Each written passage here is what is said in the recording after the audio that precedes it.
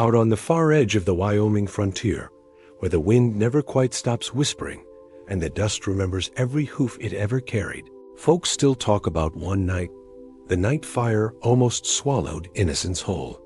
It began with a young Mare, barely old enough to carry herself, let alone a newborn foal. She had a gentle spirit, the kind ranchers say only appears once in a lifetime. But someone with a cruel hand and a darker intention dragged her to an abandoned shack and chained her inside. They struck a match, and as flames curled up the wooden walls, the Mare pressed her trembling body around her foal, refusing to let the world take him. But here is the part that would shake the West for years.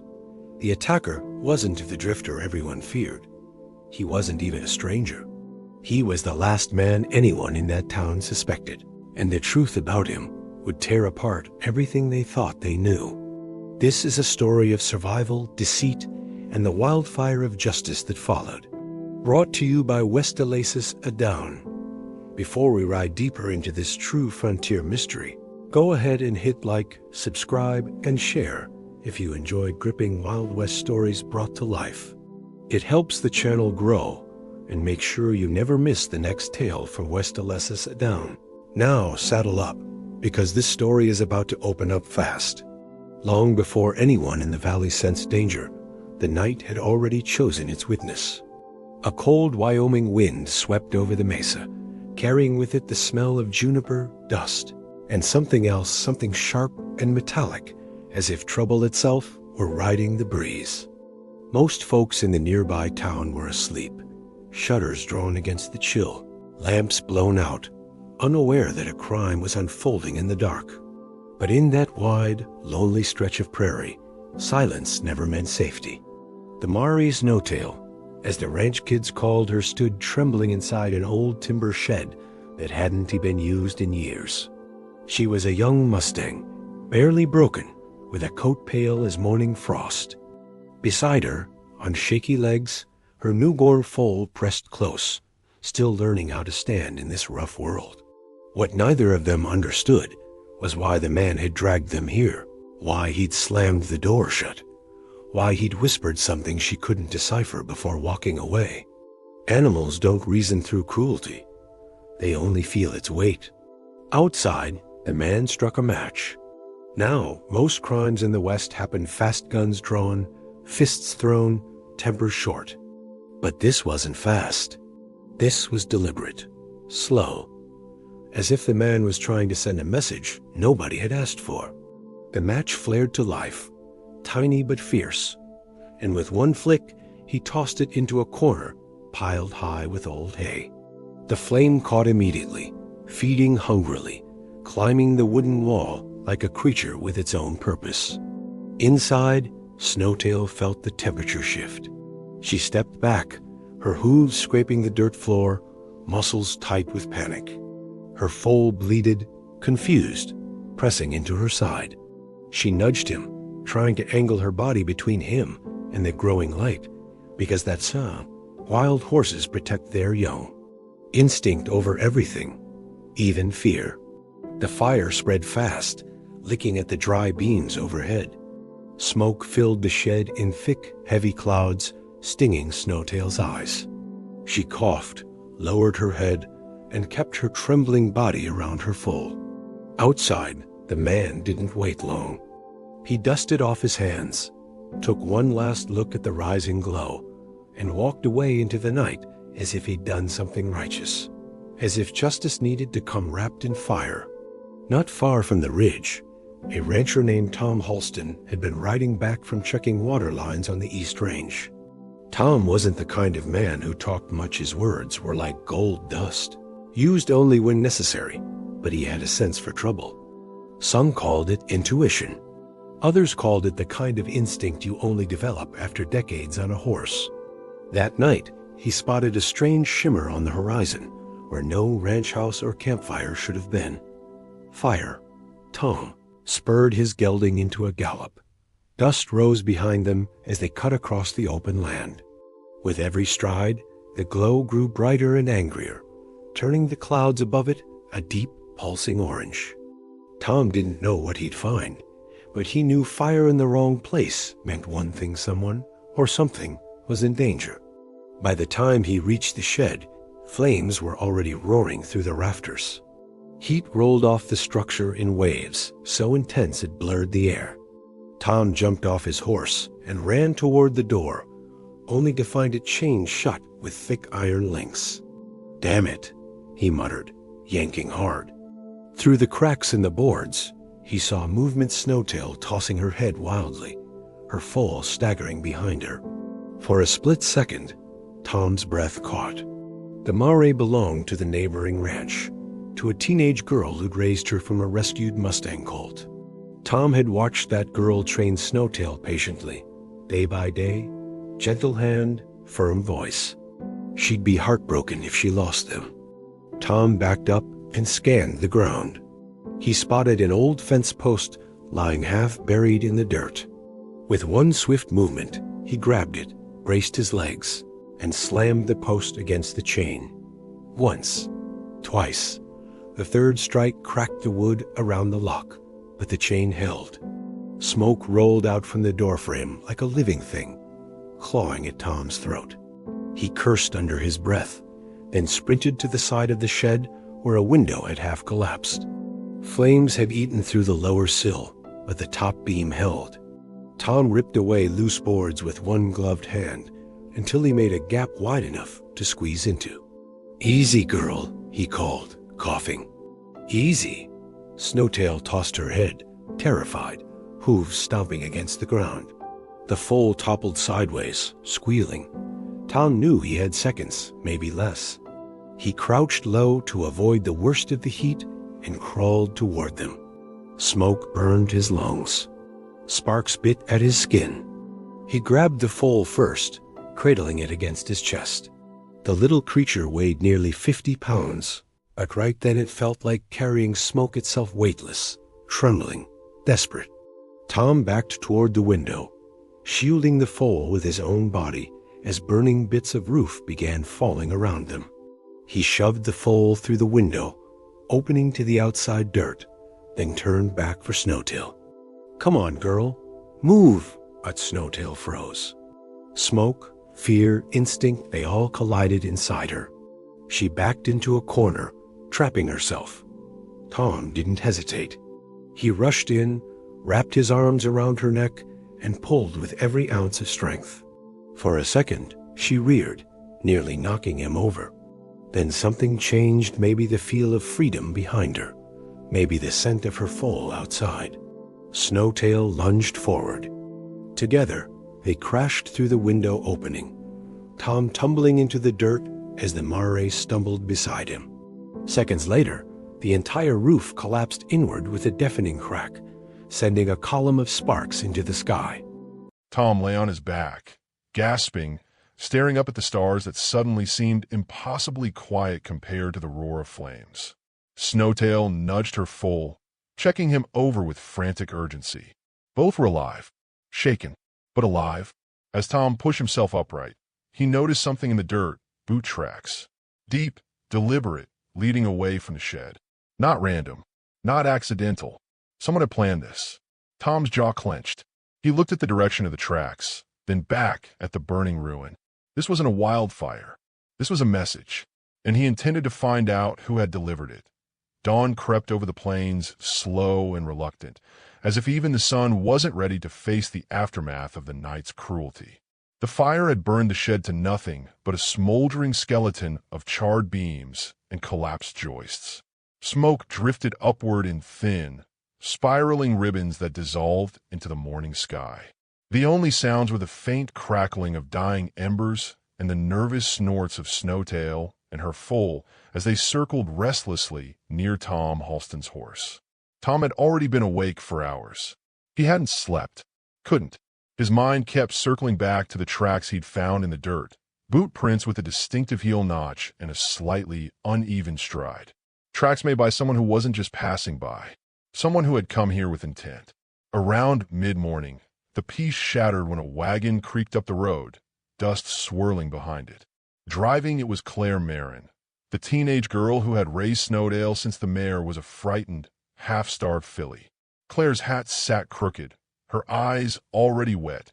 Panic etched across her face even before she saw the burned remains of the shed. She leapt from the wagon before it had fully stopped. Tom! Tom, what happened? Where's Snowtail? Where's she? Tom stepped aside, revealing the mare and her foal. Claire froze, hand over her mouth, breath catching as relief collapsed through her. She ran to Snowtail, wrapping her arms around the mare's neck, whispering frantic thank yous against her warm coat. The foal wobbled beside them, nuzzling her sleeve with a soft, uncertain squeak. But as soon as Claire's relief settled, confusion took its place. "Who would do this?" she asked quietly, voice trembling. "Why would someone want to burn them alive?"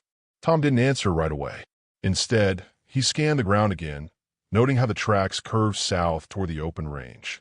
Whoever had set the fire wanted the evidence to burn away with the shed, but they hadn't counted on Tom's sharp eye. "Someone wanted to send a message," he finally said, "and they wanted you to see it." Claire paled. "Me? Why me?" "That's what we're going to figure out." Before either could say another word, another rider came into view, galloping hard, Sheriff Edwin Pike. A stout, broad-shouldered man with a no-nonsense jaw and the kind of tired eyes that had seen more fights than sleep. He hauled his horse to a stop, dust billowing past him. "Halston," he barked. "Got your message. What's this about a fire?" Tom pointed toward the blackened ruin. "Not an accident, Sheriff. Someone chained the door and lit the place up." Pike climbed down, walked a slow circle around the debris, then knelt to examine the charred boards. His expression darkened. "Arson, no doubt." He turned to Claire. "Anyone got reason to hurt your mare?" Claire hesitated, because she did know something, and Tom saw it immediately. "What aren't you saying?" Tom asked, stepping closer. Claire bit her lip. "There's been someone coming around the ranch the last few weeks. Watching. Not close enough to speak, but close enough to see. I thought it was just some drifter looking for work. But something about him felt wrong." She swallowed. "I never told Pa because I didn't want him worrying." Sheriff Pike straightened. "Can you describe it?" Claire nodded slowly. "Tall, dark coat, wore a black hat with a tear on the side. Limped a little, like maybe from an old injury." Tom stiffened. Because the tracks he found? The stride had been uneven. Pike noticed his reaction. "You know someone like that?" "Maybe," Tom said carefully. "But he's not a drifter." Claire looked between them anxiously. "Who is he?" Tom hesitated. The name formed in his mind, heavy and unwelcome. Elias Mercer. Sheriff Pike's eyebrows shot up. "Mercer? He's got no business near the Marin Ranch. Didn't he leave the valley years ago after that land dispute?" "He left," Tom agreed. "But he didn't forget, and he sure as hell didn't forgive." Claire frowned. "Forgive what?" Tom glanced at Snowtail and her foal as if they were part of the answer. "Your father," Tom said gently, "bought this land fair and square, but Elias believed it was stolen from him. Thought your pa cheated him out of the water rights. Last time he came around, he said the Marins would pay for what they took. He threatened to burn the ranch to the ground." Claire's face tightened with fear. "So you think he came back?" "I think he's been waiting for the right moment," Tom said. "And last night he found it." Sheriff Pike rubbed his chin. "Mercer's dangerous, but he's not stupid. Why start with a mare? Why not the ranch itself?" Tom exhaled slowly. "Because this wasn't the main act. This was a warning." The sheriff nodded grimly. "Then we need to track him down before he escalates." Tom walked to the tracks again, now softer in the warming dirt. They head south toward the canyon. "If we ride fast, we might catch him." "Not you," Pike said sharply. "Mercer's unpredictable. I don't need civilians in the middle of this." Tom shot him a look. Civilians didn't pull a mare and foal out of a burning building last night. Pike's jaw tightened. He knew Tom was right. Claire stepped forward. "Tom saved them. He knows the land better than anyone. You need him." Pike sighed. "Fine, but you stay behind, Claire, and make sure that mare doesn't wander off. Whoever did this might come back to finish the job." Claire nodded reluctantly, keeping close to Snowtail. Tom saddled his horse while Pike prepared his own. But as Tom mounted up, he glanced back at the scorched ground, at the way the footprints seemed to dance between patches of dust and ash. Something wasn't right. "These tracks," Tom said slowly, "they're spaced wrong. Look here." He pointed. Mercer had an old leg injury from that cattle stampede years back. His stride should drag, not lift. These prints? They're deep on the heel, but clean on the toe. That's someone faking a limp. Pike's eyes narrowed. You saying this might not be Mercer at all? I'm saying someone wants us to think it was him. Tom's mind raced. The angle of the tracks. The direction. The chain used on the door. All familiar, but not to Mercer. Someone else knew Mercer's history, knew his limp, knew how to imitate it. Someone who wanted the blame to fall directly on the one man the town already distrusted. Someone who understood how to weaponize a reputation. Tom looked up sharply. This wasn't a warning. No, Pike asked. Tom's voice hardened. This was a setup. The sheriff's expression shifted from concern to alarm. Then the real criminal is still out there. Tom nodded. And he's counting on us chasing the wrong man. Sheriff Pike swung into his saddle. Then we better start this chase before he gets too far. They turned their horses toward the canyon, spurred forward, and thundered across the open plains. Dust rose behind them like a storm cloud. The tracks stretched ahead, fragile threads leading toward danger, deceit, and a truth neither man was prepared for. But just as they disappeared into the horizon, Claire glanced at the burned shed again and noticed something both men missed. Another set of tracks, smaller, lighter, carefully hidden behind a shed. Someone else had been there that night. And whoever they weren't finished. Elias Mercer's name carried weight in the valley, an uncomfortable kind. Folks didn't say it loudly. They muttered it under their breath like they were trying not to wake a sleeping storm. But even a reputation as dark as Mercer's didn't sit right with Tom anymore. Something about those tracks, that shed, the neatness of the chain, it was too methodical, too calculated. Mercer was many things, but subtle wasn't one of them. He was a man who announced his grudges with the volume of gunfire, not silent flames. As Tom and Sheriff Pike rode south, the land opened into wide sheets of pale grass and scattered rock. Crows circled overhead, calling into the emptiness with lazy indifference. The morning sun beat down, warming the earth and softening the ground until every hoofprint looked like a confession sinking into mud. But the tracks they were following didn't wander. They didn't hesitate. They cut across the plains with purpose, as if the man leaving them wanted to be found, or wanted someone else to be blamed. After an hour's hard ride, they reached the canyon ridge. A harsh wind whipped through the ravine, carrying dust upward in swirling columns. The tracks led straight to the edge, then dipped suddenly downward along a narrow path that twisted along the canyon wall. Pike dismounted, crouched near the first bend, and studied the ground. He was here recently, the sheriff said. But see this? No drag mark, no limp. Whoever made these wasn't Mercer. Tom nodded. He wanted us to believe it was Mercer. Whoever did this knew the man's injuries, his history, and his temper. Pike brushed dust off his hands and stood. Then the question is, who hates the Marins enough to frame Mercer for this? Tom didn't answer immediately. Instead, he scanned the canyon. His gaze stopped on a thin plume of smoke rising from a ledge halfway down the ravine. A campfire. Someone's there, Tom said quietly. Pike's hand drifted to the revolver on his hip. We moved slow. They led their horses along the edge, navigating the narrow trail. Hooves kicked loose pebbles that tumbled down the canyon, echoing against the cliffs. As they rounded the curve, the camp came into view. A small fire pit, a horse tied to a juniper tree, and a man sitting with his back against a boulder, sharpening a Bowie knife. He wasn't Elias Mercer.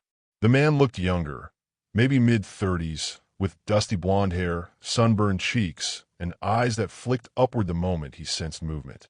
When he spotted Tom and Pike, he stood, not reaching for a weapon, but not stepping back either. Pike raised a hand. Sheriff Pike, we'd like a word. The man looked them over calmly. What about? Tom dismounted, tying his reins loosely. You been riding through the Marin Range? The man's jaw tightened, just barely, but it was enough to tell Tom they'd struck something. The sheriff stepped closer. Name? Colt Danner. Tom's stomach dropped. The name hit like a hammer to the ribs. Colt Danner wasn't a stranger. He wasn't a drifter. He was the Marin's former ranch foreman, the same man who'd left the ranch on bitter terms after a dispute with Claire's father. Rumors had floated around town that Colt believed he'd been cheated. Others whispered he had feelings for Claire that weren't returned. Sheriff Pike crossed his arms. Claire said someone's been watching the ranch. Lurking. Wouldn't happen to be you, would it? Colt didn't blink. I ride where I please. Tom stepped forward. A mare and foal were nearly burned alive last night. You know anything about that? Colt's expression flickered. Not shock, but something colder. A tightening around the eyes. A hint of satisfaction buried deep. No, Colt said. But Mercer would. Funny thing, Pike said slowly. The tracks weren't Mercer's. They were made by someone faking his limp. Colt didn't move. Didn't speak. But Tom saw how his grip on the Bowie knife tightened. You think I did it? Colt asked, voice low. I think you know more than you're saying, Tom replied. Colt sheathed the knife with a sharp click. Mercer took everything from me. Stole opportunities. Ruined deals. You think I'd impersonate him? Tom studied him carefully. You didn't lose your job because of Mercer. You lost it because you tried to pressure Claire into signing over grazing rights behind her father's back. A vein pulsed in Colt's neck. You don't know a damn thing. I know you felt entitled, Tom continued. I know you thought Claire owed you something simply because you worked her land. And I know when she told you no, you left the ranch furious. Pike stepped between them. If you're innocent, you won't mind answering some questions in town. Colt smirked. Not going anywhere with you two. Then he whistled. At first, Tom wasn't sure why. But then he heard it, the distant drumming of hooves.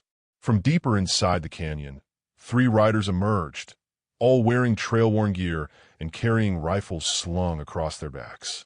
Colt's smirk widened. You think I'm out here alone? Pike swore under his breath. Tom stepped back, resting a hand on his saddle horn. This was never about Mercer, was it? Colt lifted his chin. Mercer's just a scapegoat. Folks already hate him. Blame comes easy. Saves me the trouble of explanations. Tom felt something cold settle in his chest. Colt didn't deny the fire. He didn't need to. His tone said everything. You wanted Claire scared, Tom said slowly. Wanted her desperate, vulnerable. And when the ranch started feeling unsafe, you'd show up again, offering protection, maybe an offer to buy out her land. Colt shrugged.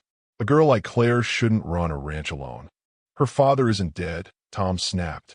Not yet, Colt murmured. The sheriff reached for his gun. That's enough. Colt's riders tightened their approach. The canyon suddenly felt smaller, the walls too close, the escape routes too few. Tom's horse shifted nervously, ears pinned back.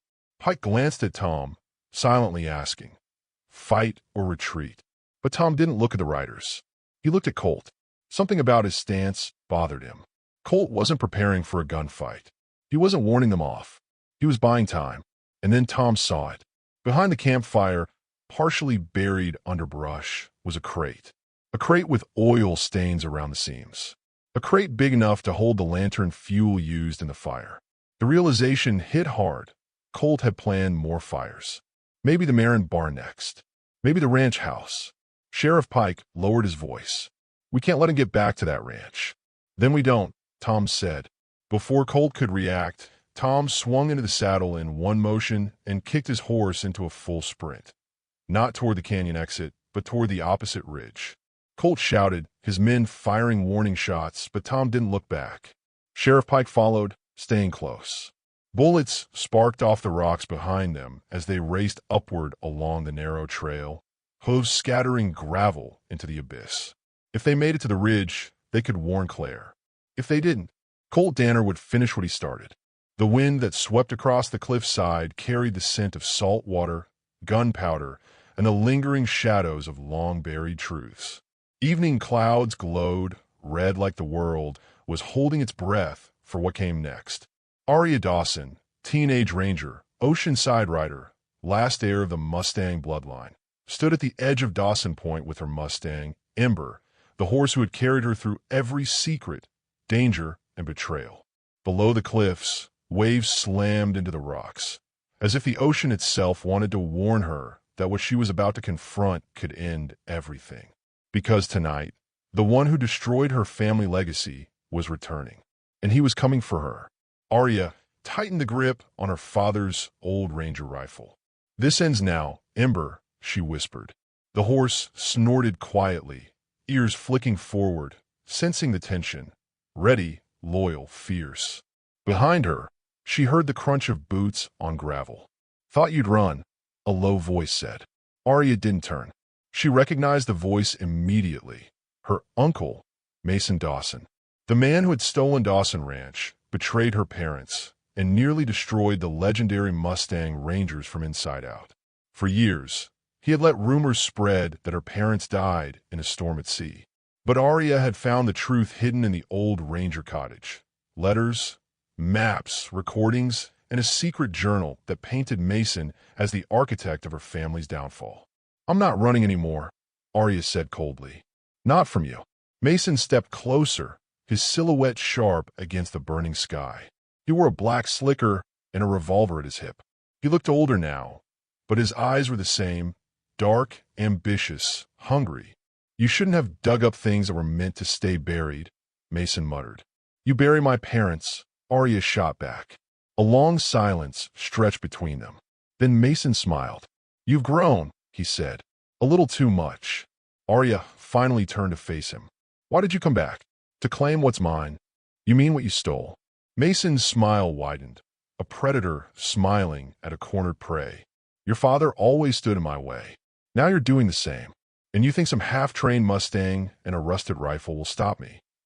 "Ember isn't just a Mustang," Aria said firmly. "He's the last Mustang Ranger horse my father raised. The line you try to wipe out." Ember pawed the ground, lifting dust into the air like old spirits rising. "You're too young to understand," Mason growled. "Your father wanted to give the Mustang Rangers back to the government, turn them into a law enforcement brigade. But I wanted control, power, wealth, something bigger than dusty ranch traditions. He wouldn't listen, so I did what I had to." "You murdered your own brother," Aria whispered. Mason shrugged. "Family or not, he was in the way. And your mother, she was going to expose everything." Rage boiled in Aria's chest, but she forced herself to remain calm. "And now you're here to finish what you started." "No," Mason said. "I'm here because you found the vault. The one hidden under the cottage. The vault with the documents that can restore your family's authority and destroy everything I built." "So you admit it," Aria said. He raised his gun. "That vault belongs to me." Aria didn't move. And then, boom, the gunshot echoed across the cliffs. Ember bolted sideways, narrowly avoiding the bullet. Aria dropped behind a boulder, heart pounding, rocks exploding beside her from Mason's shots. "You can't win," Mason yelled over the wind. "Everything you are, everything you know, belongs to me." Aria breathed deep, steadying her heartbeat. She remembered her father's teaching. A ranger never fires in anger, only in clarity. She inhaled the ocean air. She listened to Ember's hoofbeats, shifting position, flanking. She listened to the cadence of Mason's steps, the rhythm of his reload, the hesitation in his breathing. And she stood up. Mason fired again, but Aria dove behind another rock and rolled, the bullet missing her shoulder by inches. "Still think you can fight me?" Mason snarled. "No," Aria said, rising to her feet. "I'm not fighting you alone." Ember charged. The Mustang shot forward like fire unleashed, leaping over rocks, hooves pounding with the fury of generations of Mustang Rangers. Mason turned, startled, firing wildly, but Ember barreled into him, sending Mason stumbling back toward the cliff's edge. Aria stepped forward, rifle raised. "Drop the gun." Mason wiped blood from his mouth and laughed. "You really are your father's daughter, and you're nothing like him." Mason lunged. Aria fired, not to kill but to disarm. The bullet slammed into Mason's revolver, sending it spinning into the dust. Mason froze, shocked, realizing she had spared him. "You don't have the guts," he spat. "No," Aria said. "I have something else." "What's that?" "A legacy." Mason charged again, but this time the cliffside crumbled beneath his boot. He grabbed at a jagged rock, barely stopping himself from falling. The ocean thundered below. "Aria," he screamed. "Help me." For a moment, she hesitated. He was her family, her father's own blood. But then she looked into Mason's eyes and saw nothing but hatred and greed. "You chose your path," Aria said quietly. The rock gave way, and Mason Dawson fell into the raging sea. Silence returned to Dawson Point. Ember approached and nudged Aria gently. She placed a hand on his neck, steadying herself. "It's over," she whispered. But she was wrong. Not over. Just beginning. The storm clouds parted, revealing the moon shining silver across the waves. The vault key in her pocket felt heavier than ever. Inside that vault lay the documents, maps, ranger codes, and her father's final letter, declaring her the rightful successor of the Mustang Rangers. Tomorrow, she would reopen the Dawson Ranch. Tomorrow, she would rebuild what was stolen. Tomorrow, she would ride as the new Mustang Ranger. For her parents, for the legacy, for the wild horses that had protected her family for generations. Aria mounted Ember and faced the horizon, the vast stretch of land, ocean, mountains, and secrets still waiting to be uncovered.